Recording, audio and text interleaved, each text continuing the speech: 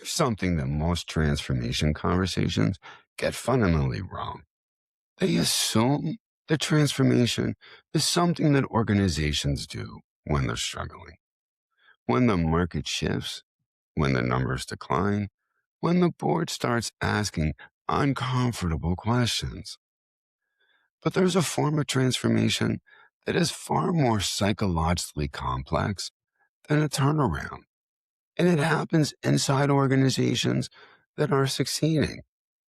It's the transformation that growth itself demands. Because growth does not just change the numbers, it changes the identity of the organization. It changes what people were hired to do. It changes the implicit promises that were made about what working here would feel like. It changes the decision-making speed that the culture can tolerate. And it changes the relationship between the people who built the thing and the thing that it's becoming. Every stage of growth creates a new crisis that can't be solved with the approach that produced the original growth. And yet, well, the instinct of every leader inside that growth is to do more of what is working, while not recognizing that what has and is working is about to become the biggest constraint. I'm Kevin Novak, CEO of 2040 Digital, professor at the University of Maryland, and author of the book, The Truth About Transformation, Leading in the Age of AI, Uncertainty, and Human Complexity, along with the Ideas and Innovations weekly newsletter.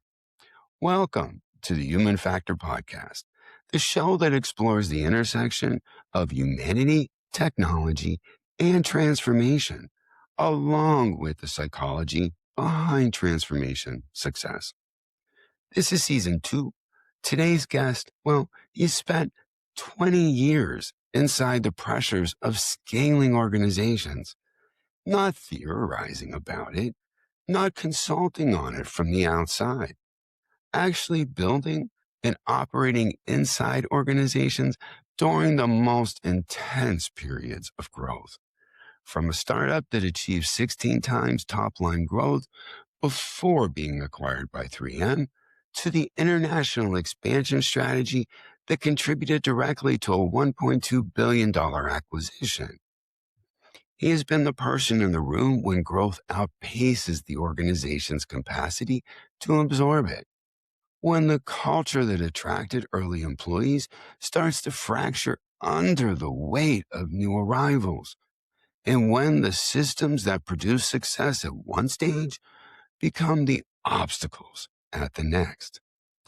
Mike Peroni is a revenue and go-to-market leader who has operated across startup, growth, and enterprise contexts.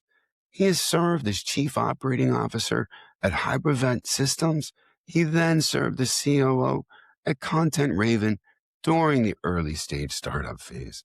And most recently, he built ETQ's first indirect sales channel and international expansion as VP of EMEA Sales, work that contributed to Hexagon's $1.2 billion acquisition of the organization. Not bad. What makes Mike's perspective uniquely valuable for this conversation is not just the growth that he's driven. It is the pattern recognition that comes from having been inside the human dynamics of scaling across multiple organizations at different stages. He has seen what breaks when an organization scales faster than its people can adapt. He has seen how early traction gets misread, how organizational identity cracks under the pressure of success, and how the very capabilities that create growth become the constraints that prevent the next stage of evolution. And, well, he has recently been articulating those patterns publicly. He's been arguing that in the AI era, feature-based differentiation is dead, and that the only defensible advantage is proprietary insight data or execution velocity that compounds over time. Those are human systems. Mike Welcome to the Human Factor Podcast. Pleasure to be here. Thanks for having me, Kevin. I want to start with something that most growth stage leaders never see coming because research predicts it, but the experience of being inside the growth makes it nearly invisible. In 1972, Larry Greiner published a paper in Harvard Business Review called Evolution and Revolution as Organizations Grow. It's one of the most cited papers in organizational development research. Greiner demonstrated that organizations don't grow smoothly. They pass through distinct stages, and each stage ends not with a gradual transition, but with a crisis of leadership, a crisis of autonomy, a crisis of control, a crisis of red tape. The critical insight is that each crisis is produced by the success of the previous stage. The management approach that created the growth is the same approach that creates the current crisis. The founder's vision that launched the organization becomes the bottleneck when it needs delegation.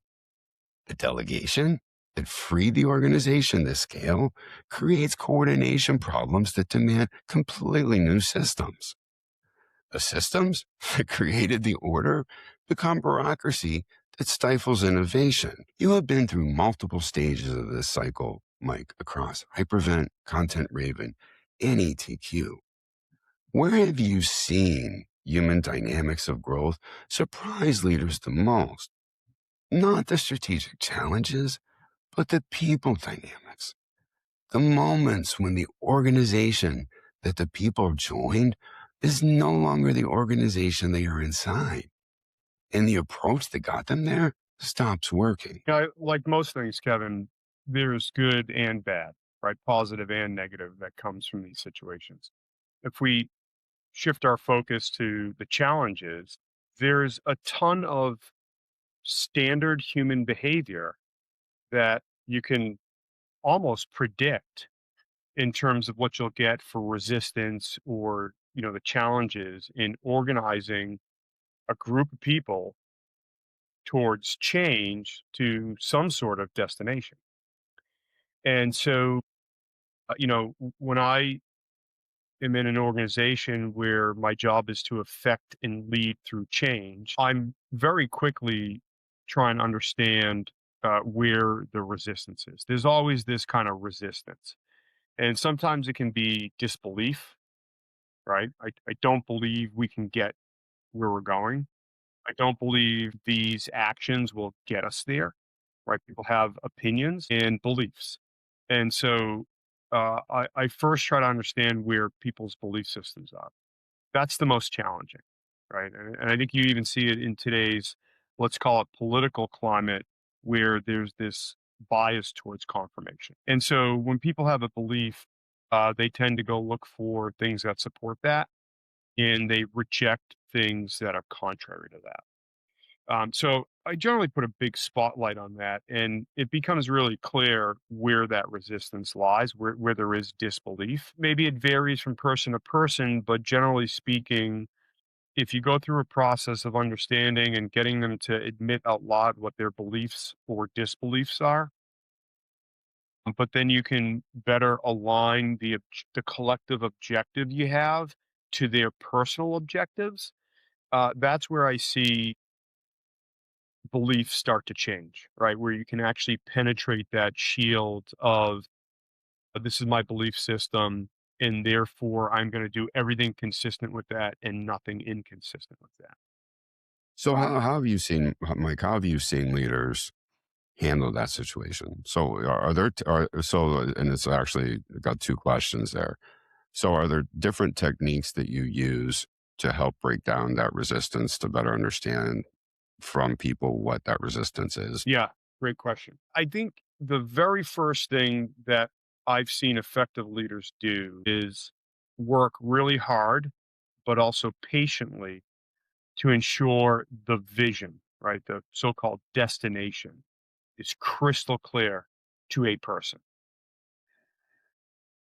And then once that is clear, and you will I've seen them ask, and I've done this myself, start to solicit help, right? So here's the vision. Here's what I think we should do first. You bring everyone together and you lead the discussion towards how we're going to do this, right?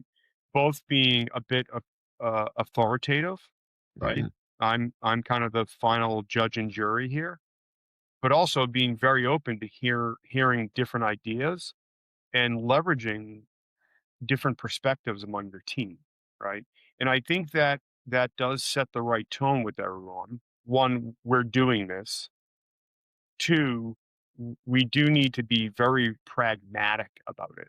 It's not about wild swings or big strategies, which, frankly, some people like to do.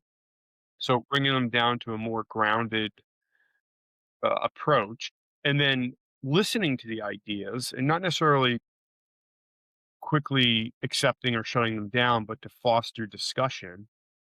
And I think a really strong leader is going to be very aware of where the room is emotionally, right? Is this scary? Is this exciting? Is it a mix of both? And then start to lead everyone towards that kind of set of actions you think is going to make the group successful. And you'll start to hear where there are perhaps better ideas. People are leaning in to actually focus on the problem creatively. You'll also recognize where people seem to be leaning in through hard questions and challenges, but based on how effective those questions are, you'll know if they're resistant or not, Mhm. right? Mhm. So I've seen that as the really good start, right? Is to establish that framework. Here's how we're going to have the discussion. Here's what's non-negotiable. One, we're doing it. Two, the vision. If you want to make it better, go for it. I'm open to ideas, but the vision's the vision. So let's rally behind that. And then, uh, and of course, ensure it's grounded in a strong why for the business, and perhaps start to tie that to some professional growth that everyone can experience. Well, yeah, because a couple episodes ago with Ryan Vet talking about Gen Z particularly, one of their biggest needs is to understand the why. So they're good with authority, but they also they feel that they need to understand the why so they themselves can rally behind it and better understand it. So that's always an important point. Yeah, for sure. I mean, I think it's important to find your motivator to do anything, right? And so, as a leader, it is important that you head down that path to help people find their motivation. Why is the best place to start? And then I think people will naturally start to apply that to their own personal why. How do these things align? Hmm. Um, and I do find that breaking off into more individual conversations after that is important because you can help people that maybe there is a gap between the kind of group why and the personal why. Um, it also helps. One of the outcomes of this kind of early step, Kevin, is that you start to find that small group of champions, right? Of the core group that wants to propel this forward. And you may have people on the periphery that are going to either resist or be slow to Hmm. join, but Hmm. establishing that core group and letting it come up naturally. Hmm. Who it works for in terms of motivation, who it works for in terms of where they are in life, but just let that happen naturally. That group is a tide that lifts all ships. And so you can double down on that segment of the group to help them connect that to their kind of personal motivators, personal whys early on, and that really does kind of take on a life of its own. So, Mike, to the resistance. So, one of the things that I talk a lot about, I write a lot about, is Denise Rousseau's research on the psychological contract of employment.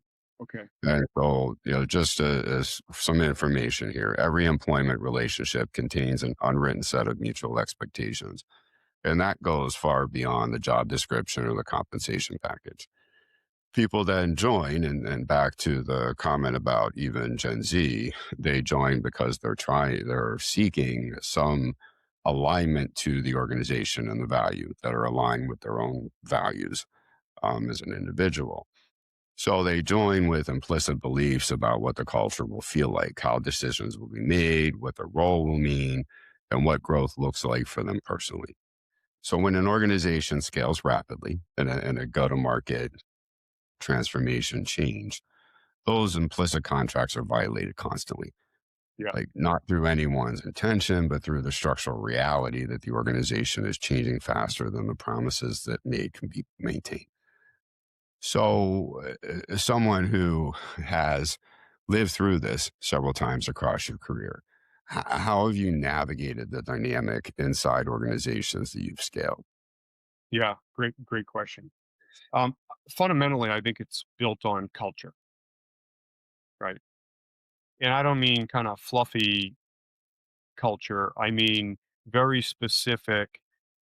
Here's what we believe are the behaviors that will lead us as a group to success, right? And then ensuring that and holding accountable the team to those behaviors, but also giving them, making sure they have the tools and the access that they need to execute on that.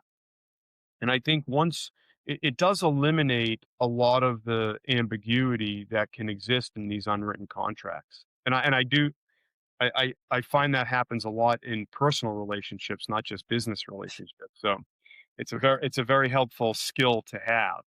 Yeah. But being able to communicate the behaviors that make it and tying it directly to success, right? So I come from a go-to-market world. I've done operations before, um, but generally very revenue oriented.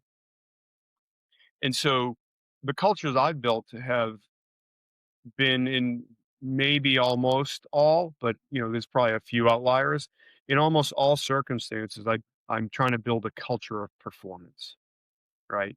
And then obviously performance then allows people to take the success at work and then apply it in some way appropriate to them into their personal life, right? Mhm. Success should be personal.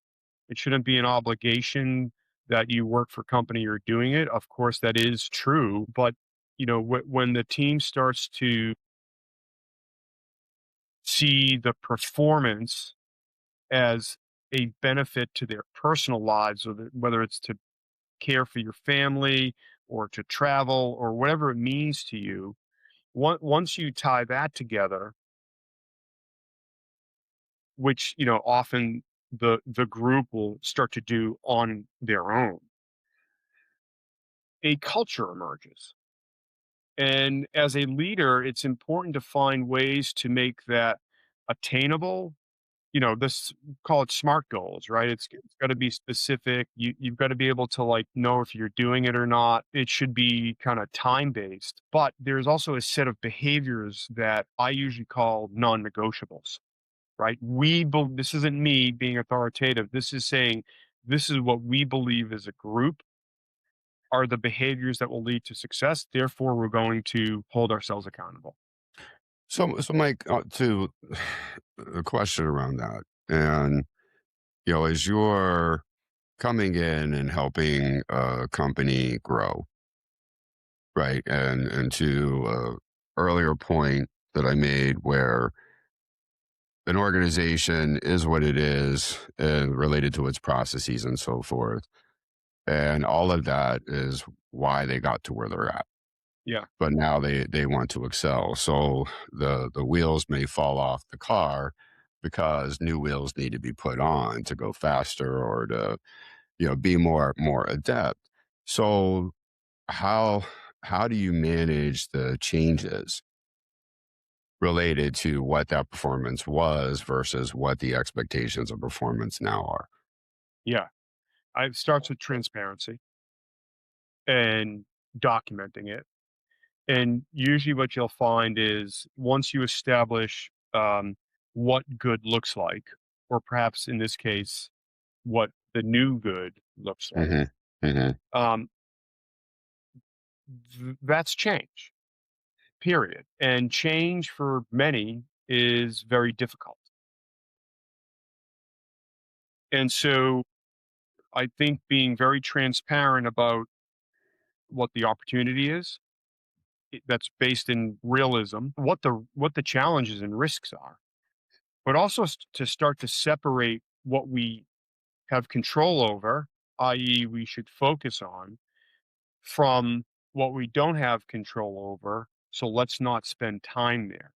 Mhm. So I have found as a tactic, separating signal from noise is an area people need help in, but also in that clarity of direction does minimize the, let's call it, the internal turbulence that one can experience, right? So that that's kind of how I approach that, right? Very transparent about what the current state is. Very transparent about the challenges and sometimes the risks that stand between us and that success that we all Mhm. want to achieve. Mhm. And then that can serve as an onslaught of things we should do, and being able to prioritize those and do it with the team so they have a sense of ownership is how I manage those situations where we are setting new performance goals. We are setting new activity expectations that we believe will lead to those. We are setting behavior standards that we are going to be disciplined and accountable to a person, including myself. And so that layer of transparency helps you achieve, and clarity help you achieve that. But people also take personal responsibility for it. You don't want to manage through these periods, you want to lead. Mhm. And of course, some management is required, but when you give people the tools to be self-directed in concert with the goals and in concert with all of these standard operating behaviors that we've agreed to, people can then stop worrying about that, and then they put their focus on what they're perhaps uniquely qualified for. And so now they're accretive to the process versus being more of a drag where you're trying to pull them with you. Mhm. And so that's, that, I mean, just really, So, really Mike, straightforward, Kevin. do you find that so as you're seeking the scale, right? Seeking the scale companies, and there's a lot of change, and there's maybe often acceleration of those changes. Are are there people that get lost in that process? Are there people that simply wind up unable to shift from that early stage, in many ways mid stability, to another round of growth, that they sort of throw their hands up and like, okay, I'm done. Yeah. Short answer is yes. People do get left behind, unfortunately. Sometimes that's a function of the change. There's no longer a fit, right? So you could take today's kind of AI context. Hmm. Roles are changing very rapidly. And so perhaps there isn't a new role for you in an organization, and you do get left behind despite your good intentions and attitudes. However, what I find is the people that get left behind are the ones that have some sort of fixed mindset. They're not they're trying to prevent the change, or they're trying to Hmm. hide from the change Hmm. versus embracing it and then ultimately finding their way to influence it in an aligned way. Good for the company, good for my boss, good for my peers, and really good for me. And so Hmm. now I'm going to push it in this direction. And if you have a kind of fixed mindset on that, the chances of you getting left behind are much higher. So let me shift into something that I think Mike relates. So you've been writing publicly that it connects directly to identity, that we talk a lot about. I talk on the show. I talk a lot about it in my writing. So you've argued that feature-based differentiation is no longer a defensible moat in the AI era. Yeah. That capability, which once took months to build, can now be replicated in days. And that only sustainable advantage is proprietary insight, data, or execution velocity that compounds over time. Yeah. So that argument is presented as a market strategy. You're obviously a go-to-market guy, but underneath it is one of the most profound organizational identity challenges any company can face. And Clayton Christensen's research on the innovator's dilemma demonstrated that organizations develop capabilities, processes, and values that define who they are. And those three elements become precisely what prevents them from adapting to disruptive change. Yeah. Capabilities are embedded in what the organization knows how to do. And to your point, people become fixed mindset because they're so embedded in those processes. And the values are embedded in what it decides it's worth doing. So when disruption arrives, you come in as the go-to market guy who's about to scale the business. All three elements are conspiring to keep the organization doing what it's always done because that is what its identity is built around. So when you tell an organization that their product features are no longer their moat, you're not just delivering a strategic insight, right? You're threatening their organizational identity.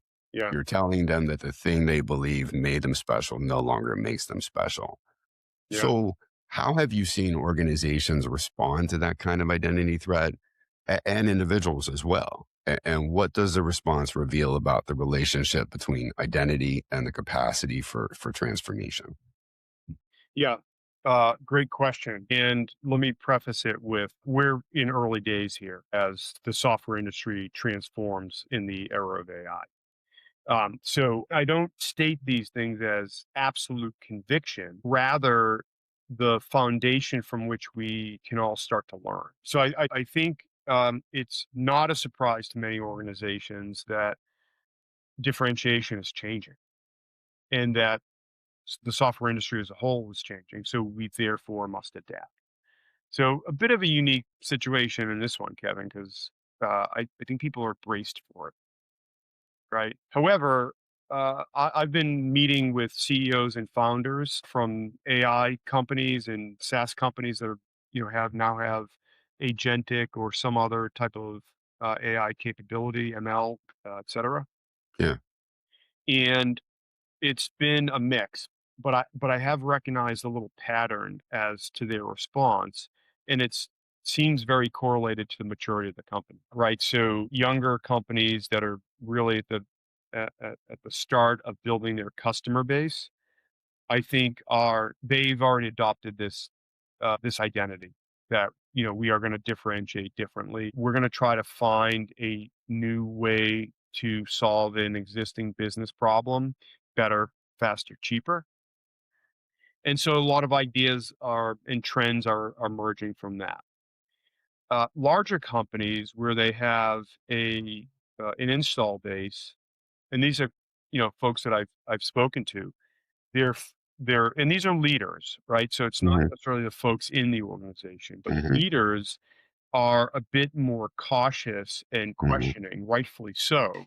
And in Hmm. fact, some of the best conversations I've had have come out of that natural difference of opinion or the cautiousness that they're exploring and how Hmm. incredulous they are about some of the outcomes that Hmm. are predicted.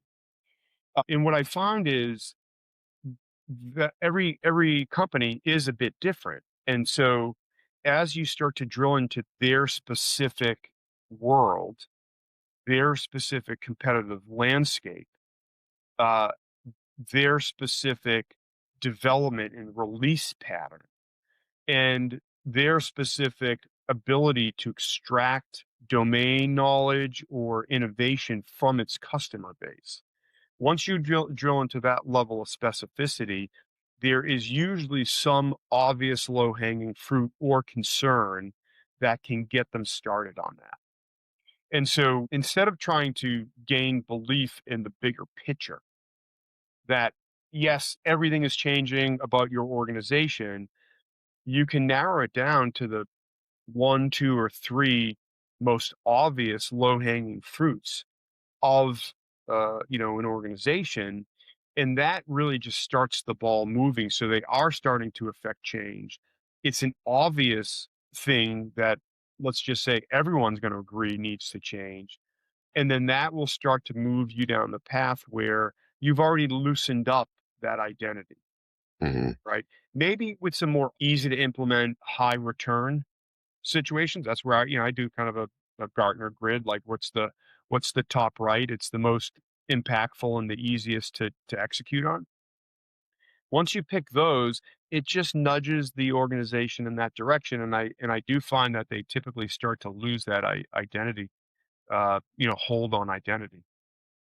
So Mike, a few weeks ago, I used Block and several other companies to bring up and actually many articles in the Wall Street Journal related to the AI hype in the market, where companies, organizations are taking the opportunity to downsize and then using AI as an example, Yeah. or a catalyst, right? And so, are in your conversations that you're having with different CEOs, are you seeing that there's recognition that some people are using AI as the opportunity and the excuse, opposed to the reality of what they may believe their company is able to transition to? Yeah. I think the answer to that lies fundamentally in the gap leaders are seeing between what the role is today, Hmm. and if we make that role, 80% automated, Hmm. how are we going to use 80% of their time? I don't Hmm. know how to repurpose this resource. And so I haven't heard a lot of companies using it as an opportunity to cull the herd, so to speak. I did speak to one resource margin constrained company that was going to take advantage of that, right? We're going to automate some stuff and then eliminate some headcount that'll bring our P&L back in line, Hmm. at least conceptually. But more often, I'm hearing from CEOs they want to know how to gain competitive advantage from this increased bandwidth, these Hmm. are now available resources. And so they're not even sure really how to do that yet, let Hmm. alone how to make the change from this is our current set of roles and our skills gap to Hmm. get to where we can start to add value. So we're really early in that from my conversations. But I think most people are just trying to figure out how to leverage it, not necessarily how to use it to, you know, create less expenses. So let me put this forward to you. So, because you hit on the signal thing earlier, Yeah. and so it connects to something called weak, and to my point earlier, right? We try to bring up the research on this kind of stuff, and he identified research on organizational sense making, and so what you're saying, Mike, directly speaks to that. So he demonstrated that leaders do not perceive reality and then respond to it objectively. They construct a version of reality through retrospective interpretation and then respond to the version that they constructed, which means that when the market signals suggest that the old model is eroding, leaders inside that model are at least equipped to see it clearly because their sense making apparatus is built to confirm what they already believe. Yeah. Right. So you've written about how early traction is often misread, that the gap between a promising market signal and a truly scalable business is where most companies quietly lose ground.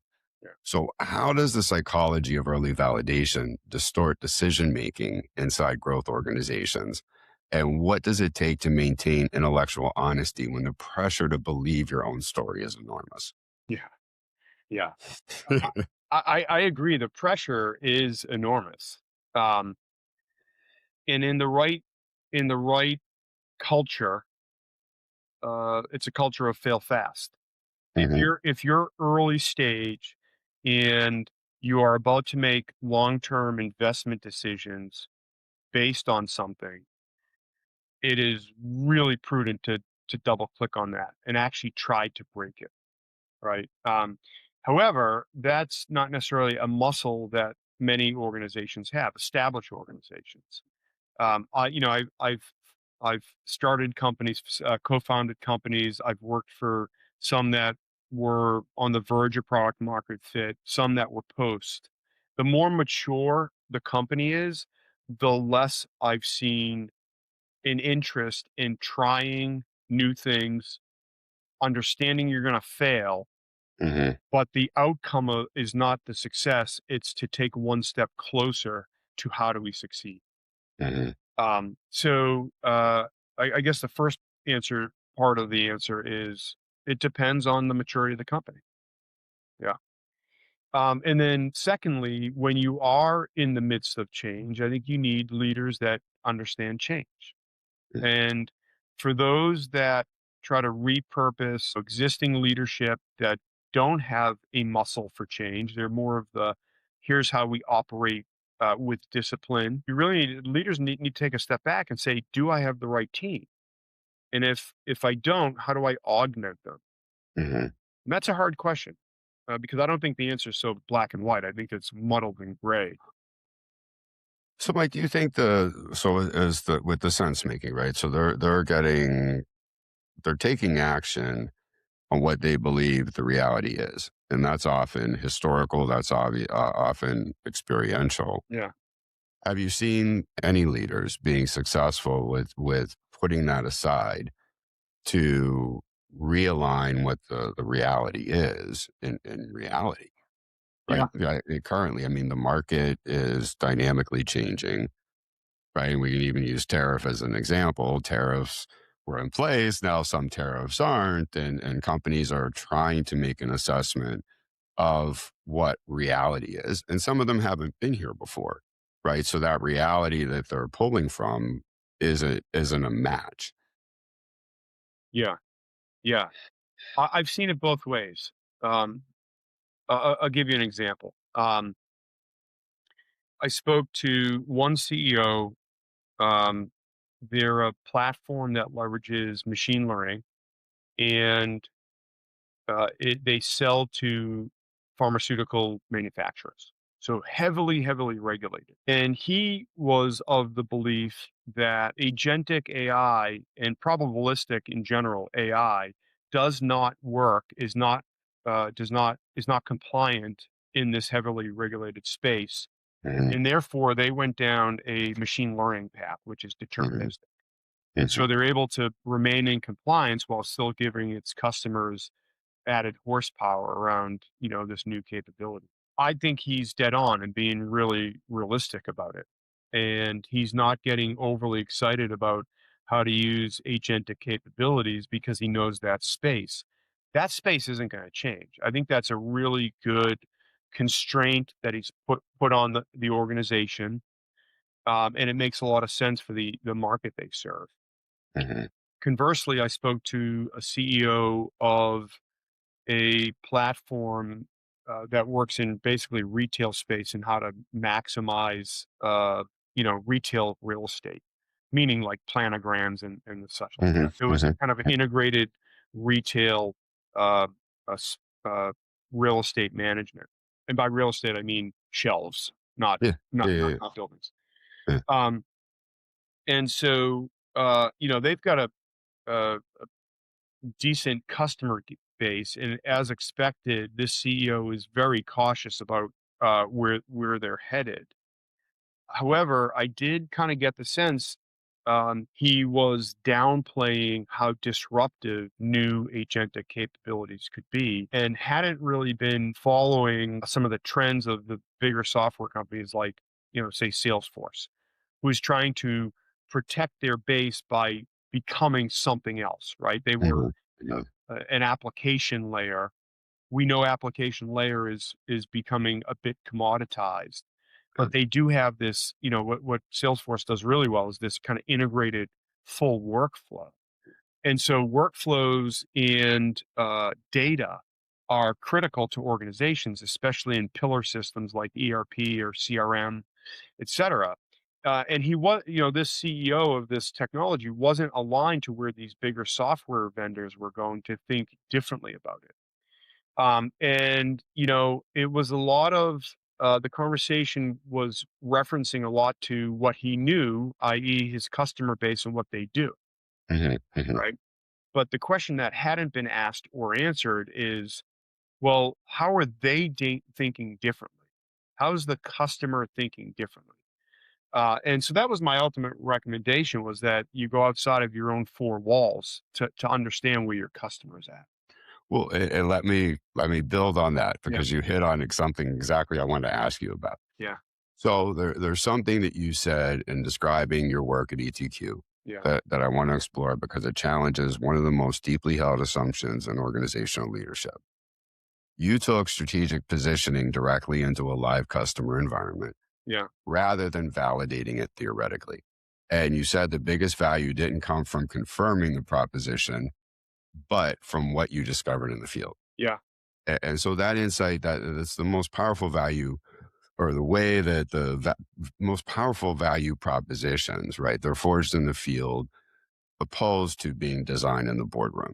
And it's a direct challenge to what we see with many organizations, particularly from a board perspective, where they know the organization, they have such deeply rooted beliefs about it. And it relates to Chris Arglis's, who has spent decades studying the gap between what he called espoused theory and theory in use. So the theory in use is what their behavior actually reveals about what they believe, right? And Yeah. so, what is it about the distance between leadership's understanding of their market and what the field actually reveals that consistently produces misalignment? And in your experience, building go to market systems across multiple organizations, where does that misalignment create the most damage? The misalignment between what leaders believe is reality versus what is your customer saying? Well, what they believe the value, when they become so deeply committed to what they believe the value proposition is, Mm. opposed to understanding what that value proposition is from a customer perspective. So in the field, Yeah. how Um, do they become so misaligned? yeah. I mean, so that's a great question. In my experience, including at ETQ, what I was doing was I was an entrepreneur. I was a startup guy within an established environment. And so Hmm. naturally, there is a different mindset there. And so, but I don't know that it's necessarily a mindset problem in my experience. I think people have objectives and they're busy and they're constantly trying to prioritize and they're constantly being asked for stuff from other parts of the organization. And so that was my experience. And so at the leadership level at the time, this was pre-acquisition, the board directive was to have the company meet the company metrics that they knew would get the valuation they wanted, right? And so there's this maniacal focus on that. And so when you introduce a new idea that is incremental to what exists, there was a lot of resistance, and rightfully so. I didn't necessarily take it personal, but there was a Hmm. lot of resistance because it was it was additional to what we were already trying to do, and people are really busy. So to Hmm. start to explore this, it really took me a while to get the executive backing from the various functions that I needed. The CEO was totally on board because he was starting to have acquisition talks. He Hmm. understood the value of defining this. But when I went to my marketing leader at the time she was great. She was also very amenable to it. She also had a kind of penchant for it. She liked doing this stuff. But when we got into the kind of past the go-to-market teams to the delivery and customer teams, that's when they've got a really heavy workload. And for me to get some resources to actually execute on this test, right? So here I am, I'm asking to disrupt things that are creating utilization, bill hours, customer satisfaction numbers. These are the things that I could tend to threaten by asking for help. So I did have to negotiate that. So what I do find is that leaders that have that tremendous pressure to produce the results they want, a deviation from standard is very threatening. It's threatening to their ability to hit numbers. So what I did do is negotiate that, and the first thing I had to do was to eliminate black and white. We're doing it my way, or we're not doing it at all. That wasn't going to succeed. But instead, I tried to articulate the value to the company to them, and then obviously tie it to them, right? And these are all shareholding executives. Hmm. The outcome of an acquisition should be really important to them.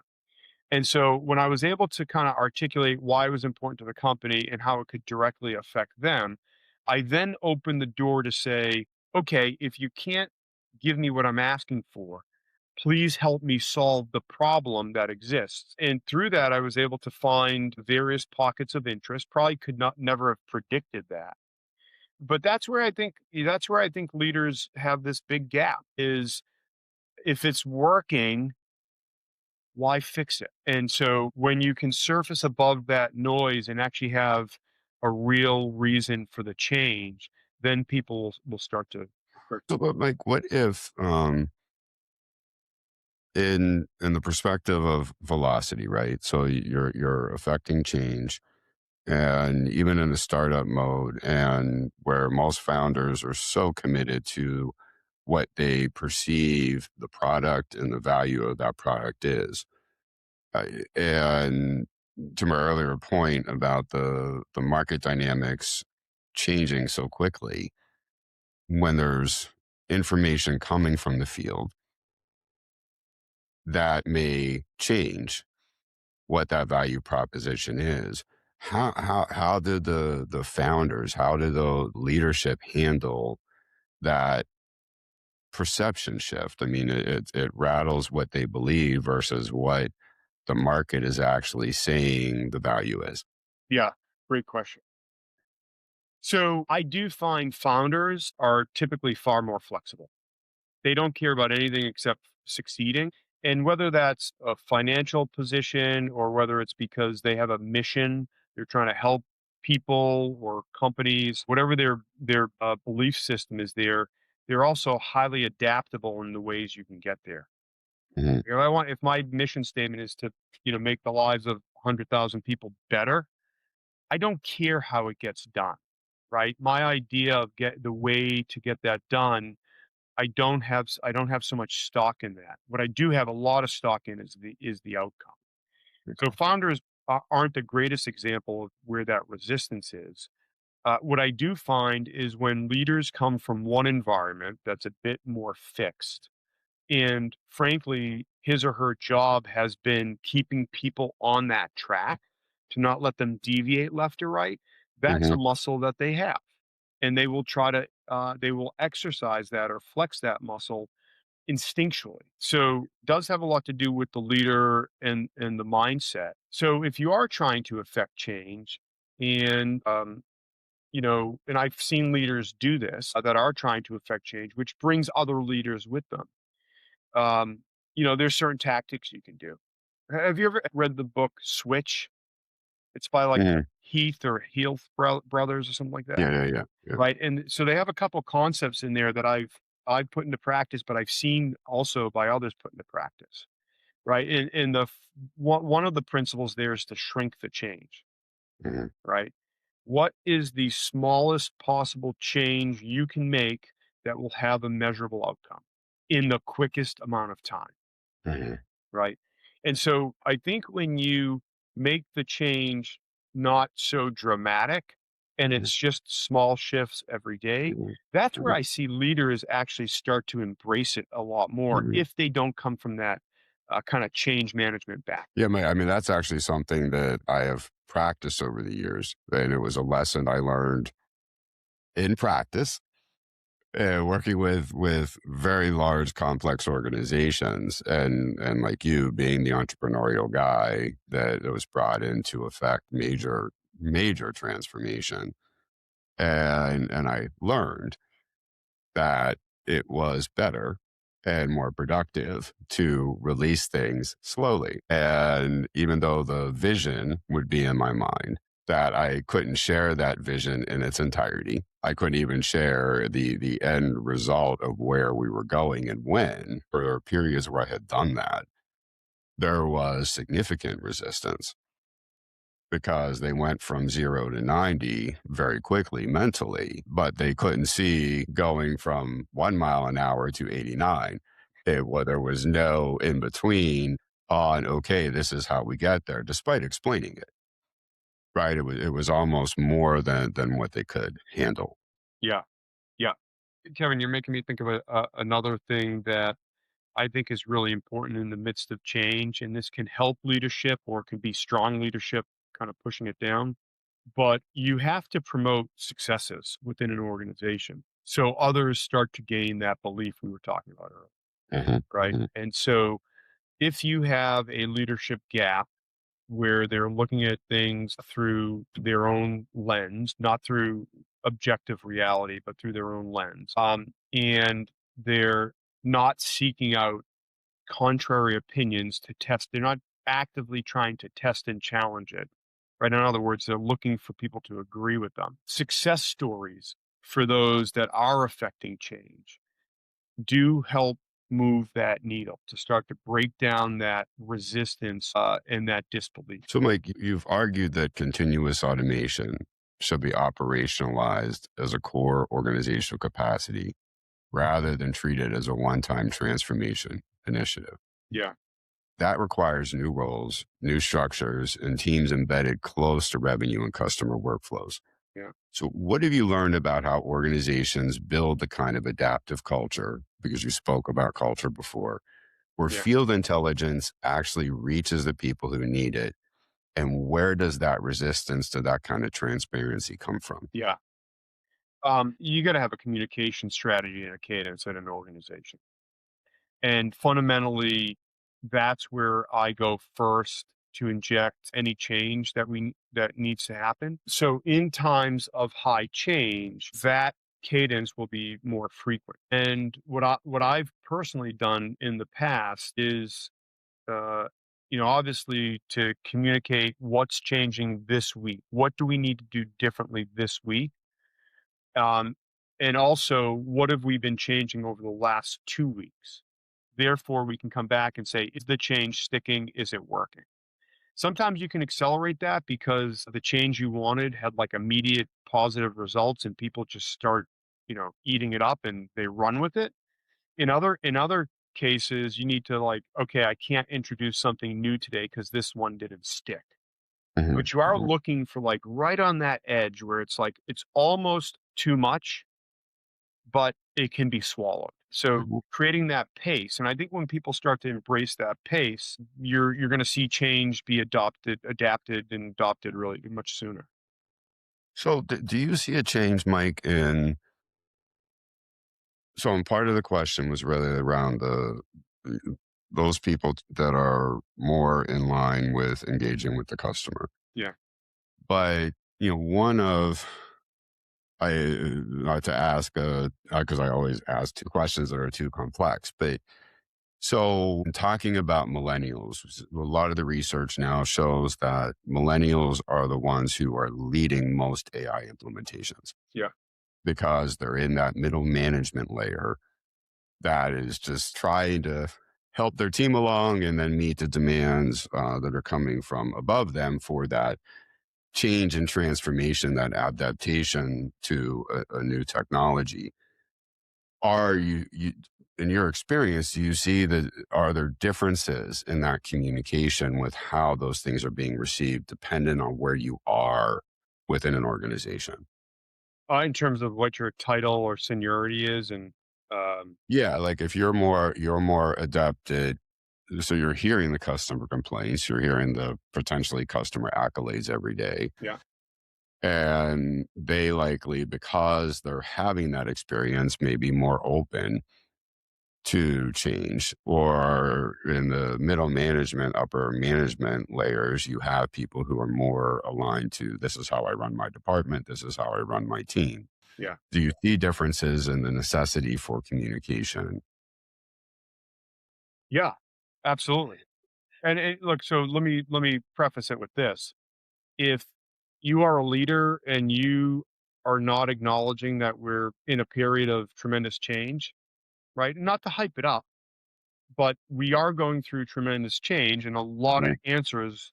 a lot of questions are left unanswered at the moment. Yeah. Yeah. That's the reality. So, uh, not I don't really know how to help people that can, at minimum, acknowledge that we're in a period of tremendous change, right? And with whatever level uh, of hype that you want to apply to it, from 0 to 100, go for it. But we are in the period. We are in the midst of change. Mhm, mhm. So I'll start with that. So let's assume that we're talking only about people that at least recognize we're in a period of change. That dynamic between, let's call it generations, and perhaps it's not a generational thing. It's where you sit in the organization and what your perceived uh, your perceived role is. Right? We all, Mhm. you know. Uh, I think a leader who is not as technology sound as perhaps the generation after him or her, there's still the need for strong business acumen and fundamentals. And so if someone is exploring innovation and has a knack for that, they're going to tend to be very creative, and that's important. And if I had someone working for me that was in charge of an AI implementation, and let's just call him or her a millennial. It doesn't, I don't think it's necessarily a generational thing. I think it's a where you are in your career thing, which obviously correlate. I'm giving that person more rope because they've maybe grown up in an environment where that stuff's just more native to them. Whereas I'm trying to like process it through my Gen X brain to give them that freedom, but I would be the steward of outcomes. So that is the way that I could coach and mentor a person that has a stronger technical capability than I do, is to still bring Mhm. them back to what is the outcomes and then test their resolve and their belief to achieve those outcomes with what they're saying. And Mhm. obviously that gives them a lot of freedom and creativity. So they're going to dive deep into that, knowing that I couldn't match their skills there. Yet they will also respect and appreciate when I bring them back to what does success look like and how are we going to achieve that? Because at the end of the day, a fun project that doesn't have outcomes isn't going to be good for them. Right, And right. so they tend to really start to appreciate that I'm looking out for our mutual success. Cool. So, Mike, I wanted this is the last question. So, I want to close with the question that I ask every guest, Yeah. and I want to frame it specifically around your unique vantage point. Okay.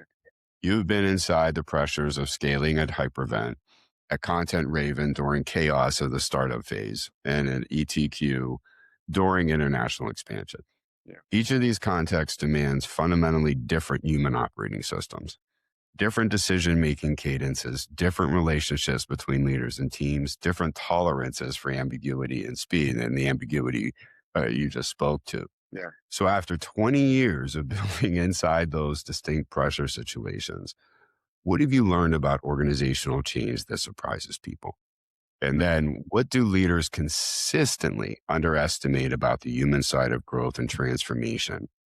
And then, more complexly, what would you tell a founder or CEO who's about to take their organization through a period of rapid scaling?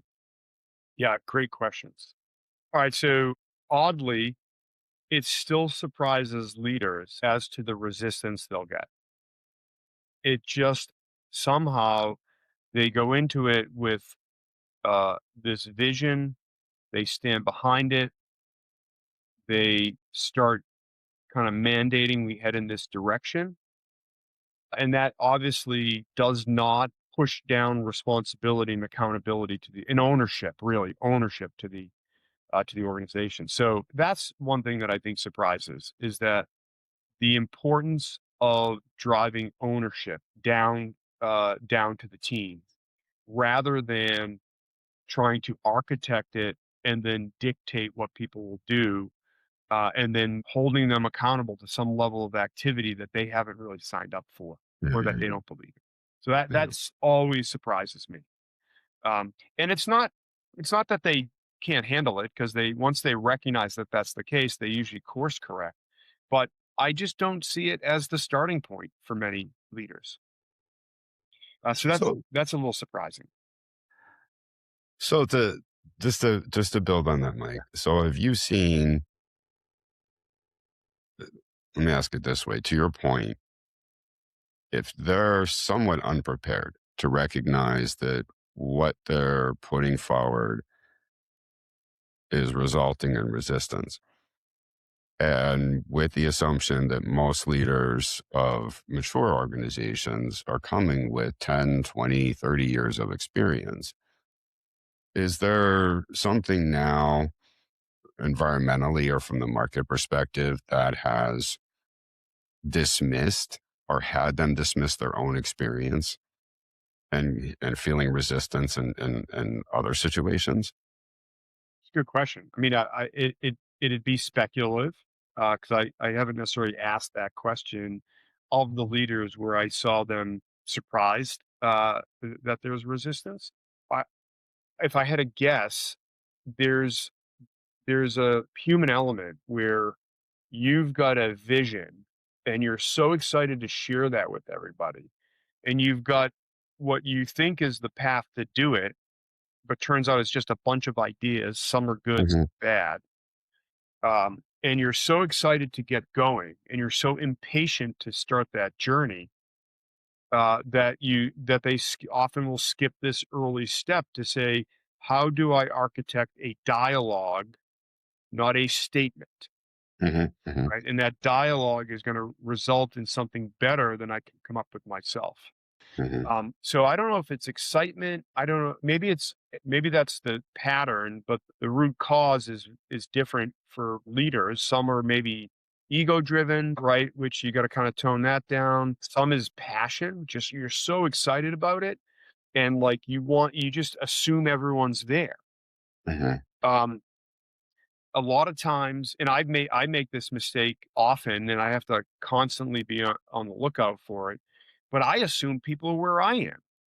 I make this assumption that um, informationally and emotionally, people are already where I am. Hmm. And so when people are here and you're starting here, and you just go. You've never connected with anyone. They're still here at the bottom because you started a place they weren't. So I think that's another reason is people just internalize their own experience and then project that onto to everyone else, and that's such a human motion that it's hard to miss. Hmm. So that would be my speculation of where it is, and also my personal experience where I've met challenges in the midst of change. Yeah, just to build on that, I have written so often over the years about active listening. Mm, And it confounds me sometimes where well, and we all do it. We all don't do it, I should say. Right? We get very excited about something. We make assumptions, and sometimes it's hard to take a pause. And I've seen leaders not do this of read the room, right? Of not taking a step back and saying, okay, is what I'm saying really resonating here? Or am I watching a bunch of head nods? Am I bunching a bunch of glassy eyed people? Or am I watching facial expressions that are begetting fear or even anger out of yeah, it? And there are people who just don't have that emotional intelligence to recognize that. yeah, yeah. So, I think the challenge there, and this is, something I've experienced myself, is that it's sometimes really hard to remember that not everyone feels yeah, uh, the way you do and interprets the world the way you yeah, do. It's really yeah. hard, right? And I go back to my earlier in my career, and this is always enough of a reminder for me to take a step back and understand people. But there was a point in my career where I avoided feedback because it felt like criticism. Hmm. It just felt like criticism, and I had this, like, overwhelming expectation of myself that I was gonna be the solution for everything, that Hmm. I was responsible for, versus my job is to shepherd this towards success and leverage my own skills when appropriate, but then, like, fill in your gaps. When you have gaps in your skill set, fill them in, and that's actually, until that started to feel like I was doing something unique and good, like, oh, I'm actually recognizing where I'm weak and I'm Right, pulling in right, help. That right. felt terrible in the beginning, Yeah. right? So that personal experience of where it's like, shit, I used to I used to avoid feedback because it felt so much like criticism. Now I've retrained my brain Hmm. to I feel naked without feedback. And that was really important in a startup culture and kind of what we were speaking about earlier, where it's like, well, how do you actually get to a point where you're like trying to prove yourself wrong versus the opposite, prove yourself right? And so Hmm. that is my personal kind of lighthouse that I will always refer back to in these circumstances. To remember, I felt very differently about something that is somewhat of a superpower now, and that's actually true for active listening as well. So I'm I've got I'm ADD, a massive ADD. So like my brain goes so fast and it serves me really well in some circumstances and really poorly in others. And I've Yeah. mentioned one, which is where my brain's here and the group is they didn't, I haven't even introduced the subject yet. And Yeah. I'm like already taking off with all the things in my all the ideas and the work streams that are in my head. Yeah. Yeah. Yeah. And certainly, I think the criticism piece falls into that. But fundamentally, that's what I think it is really important is to realize that you've got a variety of states people are in, and really take that step back and recognize, go into the conversation knowing some people are feeling very unclear. Some people are worried about their job. Some people are like overly excited about this and about to spend 39 of their 40-hour work week doing stuff that doesn't matter because they're too excited about it. So you just have to recognize that everybody's there and more systematically introduce the ideas and the change. And then you start getting that snowball. All right, Mike, that's all the questions I have. So I was just want to thank you for being on the Human Factor podcast. Yeah, brother, this was a lot of fun. I really appreciate it. I want to close by connecting what Mike has shared to the broader arc of the season. Every guest we have had has illuminated a different dimension of why transformation fails at the human level. We have examined the organization immune system, the psychological contracts that bind people to the status quo, the governance structures that neutralize change, the structural silence that prevents leadership from hearing what it most needs to hear, and the patterns that repeat across organizations regardless of size or industry focus. What Mike has shown us today is something different. He has shown us what happens when transformation is not imposed from outside by crisis or decline, but transformation demanded from inside by prior and the current success. Growth itself is a transformation engine, and it creates human dynamics that are among the most intense and least understood in organizational life. The psychological contracts that break when the organization outgrows what it promised. The identity crisis that occurs when the thing that made the organization special stops being so special. The cognitive biases that distort how leaders read their own success. And the structural distance between the field and the boardroom that ensures the information leadership most need is the information it's less likely to receive. If your organization is growing, these dynamics are active right now. The question is not whether they exist. The question is whether you can see them before they become the constraints that prevent your next stage of evolution. If you found today's episode valuable, subscribe to the Human Factor podcast wherever you watch or listen to podcasts. Leave a rating and a comment and share this episode with your leadership team. Subscribe to the Ideas and Innovations newsletter at 2040digital.com or on Substack for weekly frameworks and research on why change succeeds or fails. Connect with me on LinkedIn, where I post regularly about the psychology of transformation. Until then, remember, transformation doesn't fail because of the technology, strategy, or the market conditions. It fails because of people. And the more deeply you understand the human factor, the more likely your change or transformation is to succeed. I'm Kevin Novak. Thanks for watching or listening.